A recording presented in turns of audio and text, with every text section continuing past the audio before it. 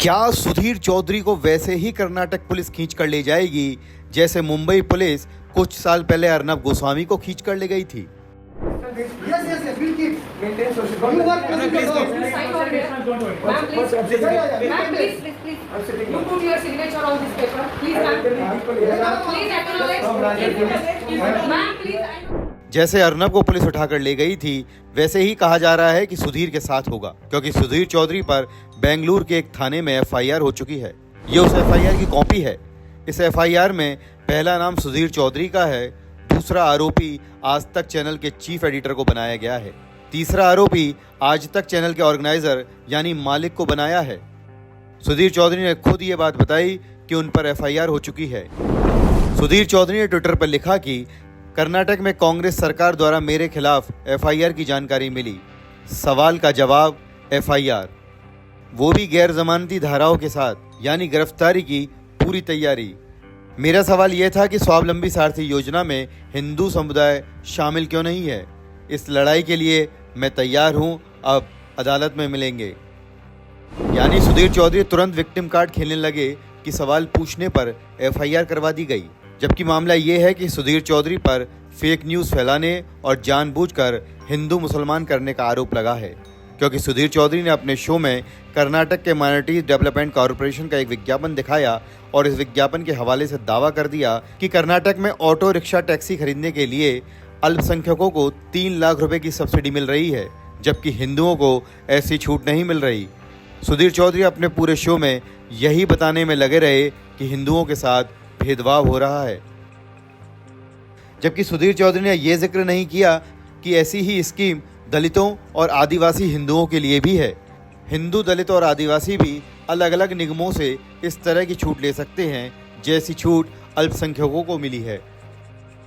जैसे doctor BR Ambedkar corporation के तहत आयुर्वथा स्कीम में साफ साफ लिखा है कि दलितों को कैब टैक्सी के लिए 5 लाख रुपए तक की सब्सिडी मिलेगी। यानी जिस कम्युनिटी के लिए जो निगम बना है वो निगम अपने हिसाब से योजना का विज्ञापन दे रहा है, लेकिन सुधीर चौधरी को सिर्फ अल्पसंख्यक कॉरपोरेशन का विज्ञापन दिखा और उन्होंने हिंदू मुसलमान करना शुरू कर दिया। सुधीर चौधरी ने अपने शो को पूरी तरह सांप्रदायिक बनाते हुए ये झूठ फैलाया कि ये स्कीम हिंदुओं के लिए नहीं है।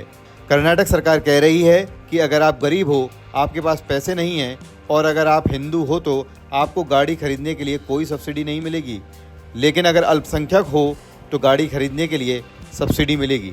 जब सुधीर चौधरी के शो में यह बात वायरल होने लगी तो कर्नाटक सरकार में मंत्री प्रियांक खड़गे ने कह दिया कि आज तक का एंकर जानबूझकर सरकारी योजनाओं पर गुमराह कर रहा है। इस तरह की बातें पहले बीजेपी सांसदों द्वारा फैलाई गईं और फिर कुछ मीडिया के वर्ग ने इसे फैलाया। ये जानबूझकर किया जा रहा है और इस पर कानूनी कार्रवाई होगी।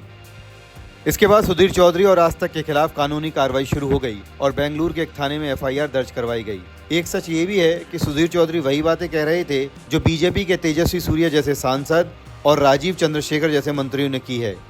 यानी बीजेपी की लाइन को ही सुधीर चौधरी आगे बढ़ा रहे हैं, लेकिन ये सच छुपा लिया कि यह स्कीम अल्पसंख्यकों के अलावा दलितों और आदिवासी पिछड़ों के लिए भी है। दूसरा सच ये भी है कि ये स्कीम कोई नई नहीं है। बीजेपी की खुद की सरकार में ये स्कीम्स कर्नाटक में चलती रही हैं। तब स्कीम का कोई नाम नहीं था और इसमें तब 2.5 लाख रुपए की छूट मिलती थी, लेकिन जब कांग्रेस की सरकार आई तो इसमें 2.5 लाख की छूट को बढ़ाकर 3 लाख रुपए कर दिया गया और स्कीम का नाम स्वावलंबी सारथी स्कीम रखा गया। इसका मतलब यह है कि सुधीर चौधरी ने बिना पूरी बात बताए सिर्फ बीजेपी नेताओं के दावों के आधार पर, एक विज्ञापन के आधार पर हिंदू मुसलमान करना शुरू कर दिया। अब जब एफआईआर हो गई है तो सुधीर चौधरी विक्टिम कार्ड खेलने लगे कि सवाल पूछने पर एफआईआर की गई है। कर्नाटक के मंत्री प्रियांक खड़गे ने सुधीर चौधरी की करतूत का जवाब देते हुए कहा है कि बोया पेड़ बबूल का तो आम कहां से होए।